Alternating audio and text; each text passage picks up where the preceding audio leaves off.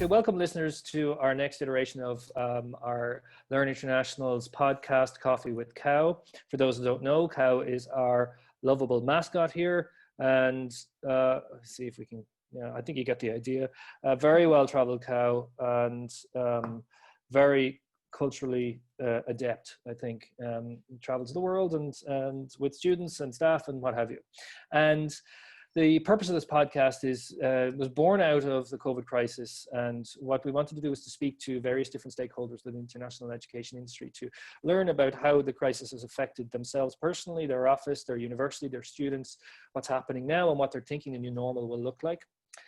So myself, I'm Chris Lawler. I'm the CEO of Learn International. We're a boutique provider based in Ireland, offering programming in Ireland, UK, Europe, Southeast Asia, Australia, and New Zealand. And today we are speaking with Gaby Peschiera, Assistant Director of Global Education in the College of Business in Clemson University. Thanks for being with us. Of course. It's great. It's I know I say this at the start of each one, but I always think it's amazing how times of crisis like this, you have these kind of spin-offs personally and professionally, that you start to do things that you wouldn't have done otherwise based on the fact that you have more time or you have less time or whatever it is. And this podcast is basically based on that. And here we are sitting in Ireland chatting to you in South Carolina, and that's a wonderful thing. So I'd like to try and start by framing, yourself.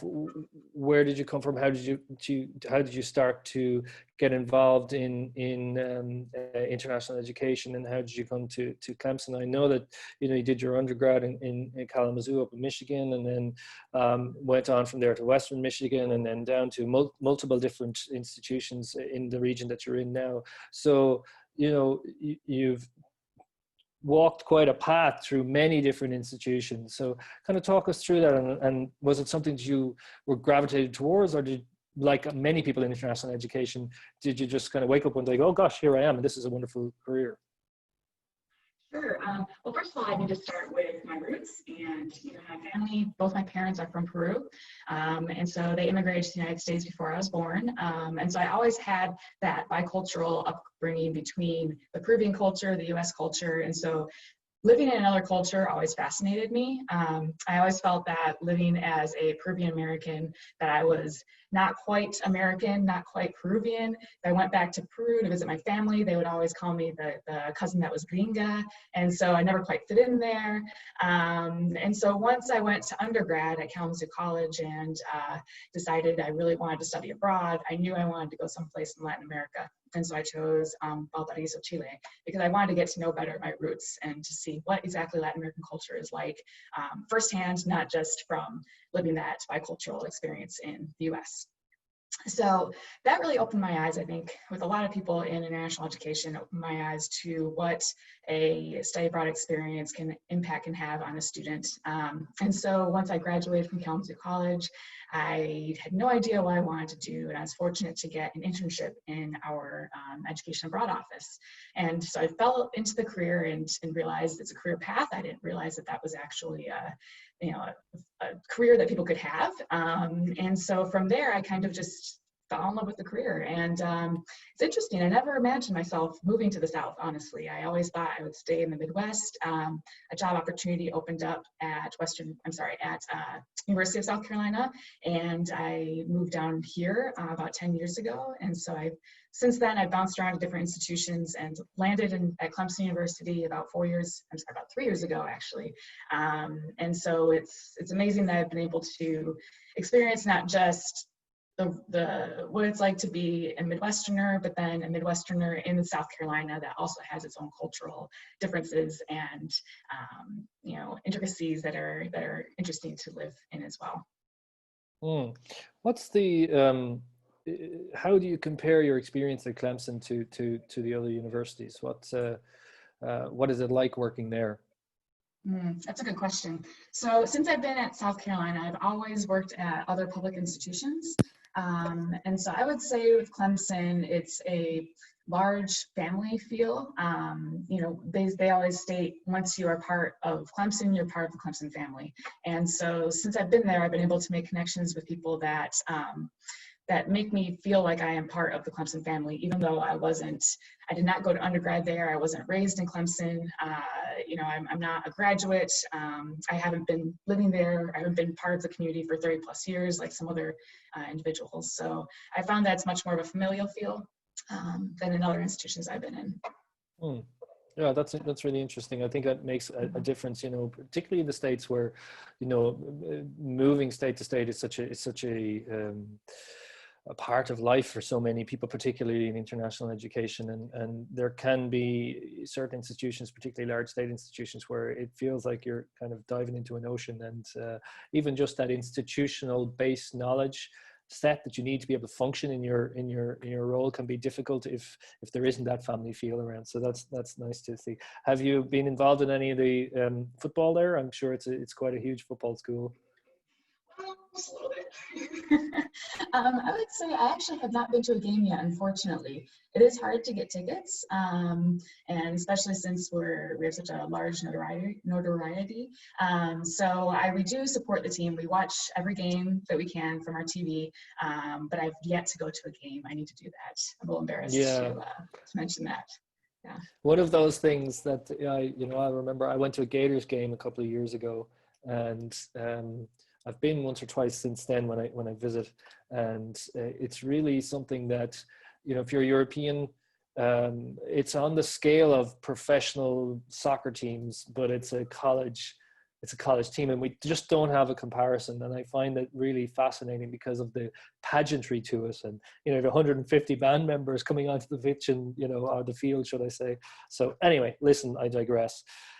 Let us talk a little bit about, Clemson was a university that hit headlines all around the world, really, at the start of the COVID crisis, for, kind of blazing a trail in terms of making a decision that I'm sure it was quite difficult because of the financial ramifications and others, but, primarily that. And they chose to pull their students back from semesters and, all types of study abroad at that stage. So talk us through what that meant for you when that decision came through, and, you're sitting at your desk and suddenly it's, okay, guys, we're pulling the trigger, everybody's coming home. What did that mean for you and your colleagues in your office?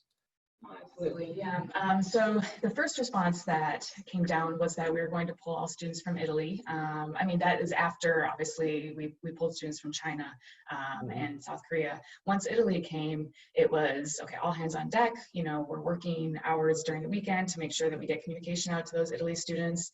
That was Saturday through Sunday, the 28th, 29th of February, 29th and then the 1st of March.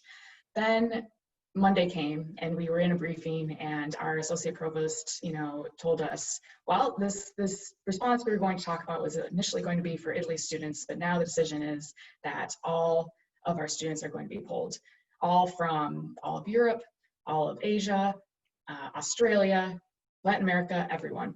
So we didn't have a chance really to think, oh, geez, what's going to happen? It's really, hitting, feet to the pavement. We had to contact all the students, deal with the ramifications of what exactly does that mean logistically to bring them home? What does that mean for their academics? How are the providers or the host institutions responding? And how are the parents responding? How are the other students responding in general? So it was a very hectic time for a good week or so, actually more like 2 weeks. And it seemed that all of our colleagues that I know in the state or in the US were looking at us like, wow, you are really being proactive, and are you sure this is the right decision? We didn't have a chance to really think about that. It was, well, this is what our university has decided is best for our students. We're going to do this. We got a lot of flack from people. Understandably, they were very upset, but in the end, it ended up being that was the right decision for our students at that time, and we were able to pull students earlier that didn't have to deal with travel restrictions and the hecticness of trying to leave those countries at a later time that some of the other institutions faced. So overall, it was a very hectic time, very, very stressful, but I think it was the right decision that we pulled so early as we did. And so how many students were you talking about? We had 385 students. 385 students to... Yeah, so that was university-wide. I work in the College of Business, so of those 385 students, we had 124 with our college. Right, okay.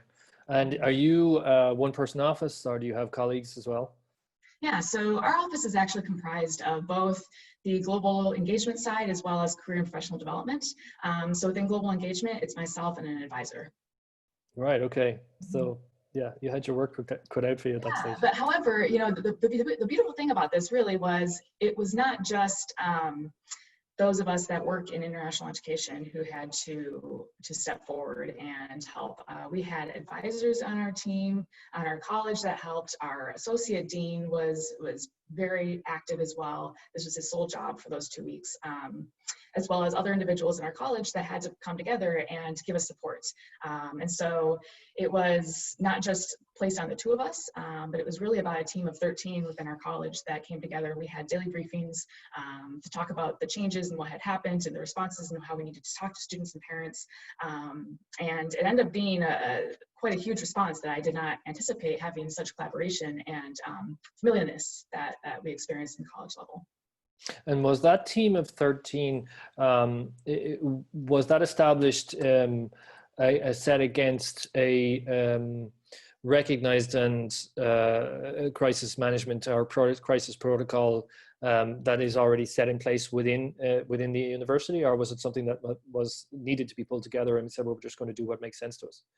Right. You know, something that was necessary and pulled together at the last minute. So, you know, we had obviously the academic advisors were key because they had to deal with the academic continuity of each student. Our associate dean was also key because he was at the higher end of the table with the discussions that were happening at a higher level. And then myself and some others that were dealing more as a guide capacity with the students, you know, trying to calm the students, calm the parents, communicate to them to indicate really the steps that they should be taking, the rationale behind it. So it was interesting for sure. I can imagine. And what kind of feedback did you get from parents? At first, it was interesting because it depended on which region that their students were coming from. Italy's parents, at first, you know, when we spoke to them, I remember a conversation with a particular parent, and at first they were very angry and they didn't understand what was going on. But when we put it in context in terms of, well, these are the ramifications if your students don't leave now, then they were on board. When it came to the other parents in terms of Australia and so forth, it was a little bit more difficult because it was harder for them to see the immediate ramifications of their students not leaving because it wasn't an issue in that particular region. But later on, as time passed and as we found that more students were being pulled from a larger area than not just Europe and Asia, that they came around. As you're speaking there, I'm just thinking about how the higher ed system, universities, colleges, had to move ahead of society in general, stateside. So we say, I think, largely speaking, US is behind a lot of the rest of the world, certainly parts of Europe and definitely parts of Asia. And so trying to function and make those decisions within a system which hasn't already back, you know, when we're thinking, you know, in a contemporary situation, when people haven't really come to terms with it yet, I can imagine there were some difficult conversations to have. Absolutely. And some of those institutions had not, you know, decided to go online at that point. So it took several weeks, even a month or so, for those institutions to also make the decision to go online. So we were faced with students who were going home and they had no idea how their academics were going to continue. And so that was very stressful for them. And in the end, it all, like, you know, it all worked out. Our students are all getting the credits that they need. But at first, it was very scary for them. Yeah, I can imagine. I mean, it's funny, isn't it, how oftentimes, well, an awful lot of the time in life in general, stuff works out. But when, for a lot of people, maybe more type A or more planners or those types of things, they need to see that pathway. And so I'm not as type A as others would be, I would put it that way. So I'm fine with kind of going that way. But I can imagine the additional stress for the different types of personalities that are out there. So tell me a little bit more about what's happening now, you know, in the College of Business at Clemson, in terms of, like, what are you doing day to day now, and what is your prediction for the future? Right. So Currently, we just had exam week last week, and so it's tying up all the courses that students have been taking. We also have some students who are still taking courses with their host universities. So it's wrapping that all up and making sure that they're getting the credits that they need. It was interesting actually because as we were going through this process last semester, I actually had a course that was a spring break course, and it was supposed to be going to Puerto Rico. And it was a course that was based on the concept of servant leadership. And so I had been preparing with a local NGO in Charlotte called Samaritan's Feet for the past 2 years to run this program and have the course this semester, and we would all go and serve with Samaritan's Feet in Puerto Rico. And so obviously that was curtailed. 2 weeks before we were supposed to leave, we were told we were no longer able to go. And so we had to quickly change plans in terms of what we were going to do. It was a whole week that was I guess, a hole in the curriculum that we had to fill. So we ended up, in the end, turning it into the students doing awareness projects and creating plans for how to raise awareness for this particular organization on campus. So we just had our final presentations, and it was amazing because the students really rallied together. While they were very disappointed that they couldn't have this experience, they still gained something out of it and gained some intercultural experience, being able to understand the needs of these people that we're going to serve. And so I was just reading the evaluations, and that's just something that really touched my heart, is to see that they were able to still gain something out of the experience from not necessarily being in the on-site experience that they were going to have. The reason why I brought that up is because right now what we're trying to think of is, what is the next year going to look like? Are we going to be able to send students abroad at all? Do we need to start considering more of the virtual experiences, whether it's courses through third-party programs, whether we're looking at our own programs that we have faculty-led, turning those into more of a virtual, international virtual exchange experience. And so that's kind of the route that I'm taking at this point, is to examine our program options to have kind of plan A, plan B, plan C set up. We have a spring program next that runs every year in Paris. Are we going to run that and the students go for the full semester? Will it be partially online and partially on site? Or will it be completely online? So those are things I'm trying to explore. And I know a lot of my colleagues are probably doing the same thing as well. But it's a new, for me, it's kind of something that seems going against what we've always done, is sending students abroad so they can have in-person experiences. So it's kind of changing my frame of mind and trying to determine how to still mimic these experiences and have students have intercultural learning that's not necessarily leaving their home or leaving the campus. Yeah. So that's what I'm trying to do. Yeah, I mean, it seems like the whole sector is, to a large extent, maybe not the whole sector, but the large majority of the sector is kind of walking in the dark here, in that they've been aware of this virtual opportunity for many, many years, but haven't really engaged with it en masse, in that it's more kind of faculty to faculty or specific project or program or whatever it is. And there is, a largely absent institutional strategy towards virtual. There may be one, but it has to be taken off the shelf and dusted off, and how much of it is implemented and those types of things. And do we have the skill set within our staff to be able to do this and all of that type of thing? So it's nice when you're sitting at it and go, well, we have 5 years to look at this, and then we implement in year 3 and go from there and all that type of thing. But now it needs to be done in 6 months, and you don't have that bedrock. And so there's a lot of people scurrying for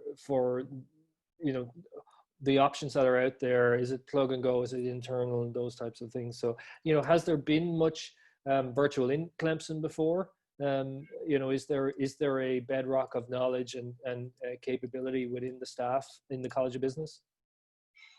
In the College of Business, we do have a few opportunities. I have a particularly faculty member who is one of those champions for education abroad. He's been doing faculty-led programs for a long time. He's already tried successfully to do negotiation simulations at the MBA level, and he's done this for 2 years.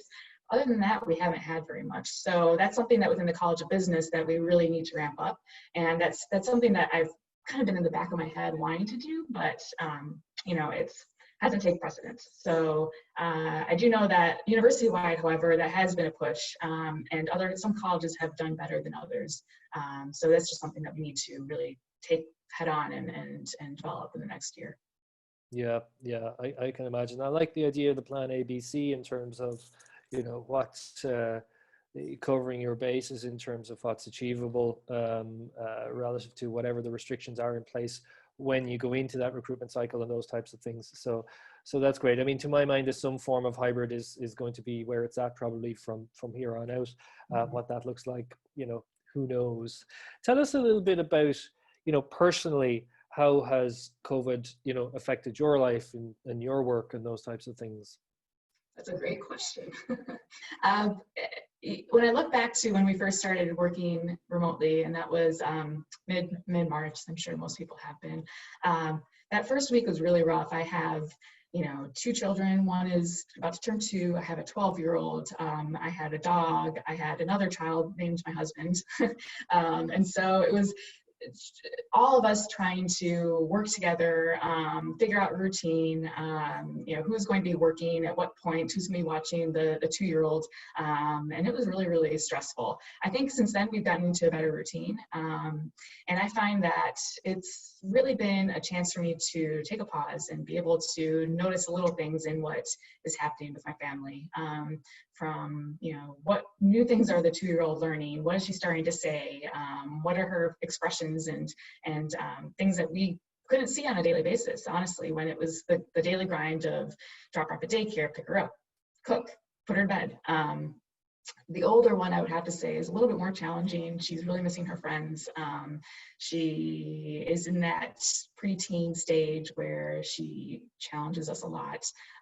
But it's been a good time, I would say, overall, just being able to watch them grow and learn. And in general, we've actually started doing more in the yard, and we built a vegetable garden. I have no idea how to garden, so this is a little experiment. I have 2 tomatoes that are growing, and they're my little babies. We also, a couple of weeks ago, got another puppy, and she's 10 weeks now.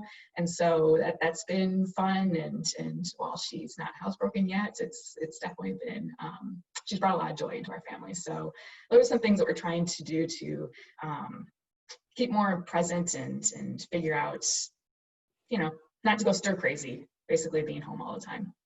Yeah, a lot of joy and a few surprises behind the curtains and those types of things from the puppy. Yeah. It's funny you should say about the gardening. I think, over here people are baking and they're gardening to beat the band. And my plan was to plant potatoes, plant spuds for the first time in my life. And I was with my mother for 2 months. She's a frontline, she is a pharmacist. And she's also over 70, so don't tell her I said that. And so, it worked very well to be able to be there to support. So I said, right, I'm gonna get these potatoes. So I had half a bag of potatoes, and they were starting to sprout. And I said, that's great. I'll leave them there until they're good and ready. And I was all excited about it. And then there was this whirlwind of spring cleaning, and everything was thrown out, and no spuds were there. So now none have been planted, and I'm very disappointed with myself. But another year. I think I don't have to worry too much about that. But tell us a little bit about what do you think the silver lining for this whole thing is? The reason I say that is that the main purpose of this podcast is not to focus on the negatives, not to ignore the negatives. They are there. They're a very real part of many people's lives and will be for forever. But what we want to do is to try and shine a light on that we are all going through this together, and there are ways of staying positive, and there are definitely silver linings, either personally or professionally or for the industry as a whole. And what are your thoughts on that? I would say, to answer that professionally, I think it's given me the chance to not stay stagnant or to really think outside of the parameters. I actually remember a colleague of mine who had sent an email about their virtual learning opportunities, and she had said at the end, we're always asking our students to adapt, but what we need to do now is learn to adapt. And so I think that's something that I really take to heart, because professionally, it's sometimes it's easy to kind of do the status quo and do the same thing year after year. And this COVID situation has forced us to look at things from a different lens and see how else to be innovative, because otherwise it's hard to stay afloat. So that's professionally. Personally, I would say it's given me a chance to pause and enjoy every little moment. I've been able to, instead of just running around doing the normal activities, making sure that my 12-year-old has, is going to her theater classes, or the 2-year-old is, doing things that 2-year-olds are supposed to be doing. I've had a chance to kind of pause and say, you know what, we don't need to be doing all these things because we can't go out. And so being able to really spend more time with them and think more in the moment rather than what's happening in the next week and what the schedule is going to be, I've really, really valued. And I hope that I can try to, whenever this situation changes, try to keep that. Yeah, I think it's really important to try and be introspective and to reflect on the positives that you get in your day-to-day life and trying to maintain that outside of post-COVID world. But if I can bounce back to a more macro level of the study abroad industry and sector, how do you think, what are the challenges for us to stay relevant and to try and minimize the backward step that the industry is taking, both from the point of view of its visibility from the student population and parents and all that decision-making committee, but then also, for some institutions where their very kind of existence is being threatened by this COVID-19 and the financial ramifications that are there. What is the pitch for study abroad as an essential part of higher education right now? That is actually a great question, because that's something I've been examining this past week. I would say collaborate as much as you can with your colleagues. We're finding that as the dust is settling and as the financial ramifications are coming out, that we really need to help support some other units. So for instance, my colleague who does study abroad advising is stepping up and helping with academic advising for orientation, because they really need support. So she's being trained to advise academically for our business students. In terms of maintaining relevancy, I've been doing a lot of trainings and looking at different webinars to kind of examine the new way that the field is going, such as the virtual learning, how to give intercultural competence, intercultural learning in a virtual environment. And also trying to maintain relevancy with my own college. So requesting those meetings on a daily basis, sorry, not daily, that's a lot, on a regular basis, so that they know that this is a way that we can fit in still. We can still fit into the curriculum. We can still do these things so that it's not, even if we can't send our students abroad, knowing that our college is aware of how we can still fit that intercultural learning into the curriculum. So those are ways that I'm trying to maintain relevance. It's interesting. It sounds like the life of a provider where, how do you stay relevant in general times? And it's, we'd love to have meetings all day long, all the time, but, you can't be that, annoying person that's poking and saying, how about today? How about now? How about now? But to have that regular conversation with people and say, well, this is what we're doing and what are you doing and how do we fit together and those types of things. And also stepping up and saying, how can we help you in this time? How can we use our skills that we've honed to help you, even if it's not the direct correlation of study abroad. And so that's something else that we're trying to maintain relevant and Yeah, I mean, I think that's something that crossed my mind when you were mentioning earlier about, we were talking briefly about what kind of virtual initiatives have taken place within the College of Business, and that you had mentioned that, a couple of other colleges on campus had maybe achieved a little bit more because of focus or whatever, for whatever reason, but there is that competency there. And, to my mind, we're playing catch up in terms of learning about this virtual world as well at Learn International, but we've done a lot of research and we've been speaking to a lot of people in the last few months. And what we're seeing is that some of the best outcomes in terms of learning, learner outcome is in an interdisciplinary sense. And, those kind of engagements with, well, the College of Agriculture has done loads of stuff. Well, let's go and look at what we can do in agribusiness, and let's see where can we really kind of gel our agri-engineering and business or whatever. So that there is value for both sides I think. I think that that's something that in a time like this, it's about talking to your colleagues and everybody else. And you have that number of conversations, something will go, oh yeah, that makes a lot of sense. Let's see, let's go with that and see where it goes, you know. And to a certain extent right now, we have that leeway, we have that flexibility to be able to say, okay, look, there isn't really a strategy built in any institution at this stage that is fit for purpose for COVID. So you have the flexibility to be able to say, everybody is doing what they think is right and they're referencing, you know, institutional policy, but really you just got to go with it and see if you can make it work and that type of thing. That's not going to always be the case. So I'm finding that quite interesting, albeit from outside the institution itself, but it's an interesting place for the industry to be in, I think. Absolutely, and we find that there are so many business minors, and one thing on my project list is to take a look at those business minors and see where the high numbers are of majors and target those departments to see how we can work better together. Yeah, and now's the time to do it, I think. Tell me this, just two more questions, because I'm mindful of time for you, but what is the situation with restrictions at the moment in South Carolina? Okay, three more questions. Okay, so, well, in South Carolina, we've probably been one of the more liberal states, I would say. And so the restrictions, we were one of the last states to impose any sort of restrictions, and that was the work or home order is what our governor called it. So at this point, restrictions have been eased a little bit. People are able to go to beaches. Now, whether the beaches are open or not, that's another thing. They've been able to go to, boat launches are now open, restaurants are now doing outdoor seating. I believe that's it at this point.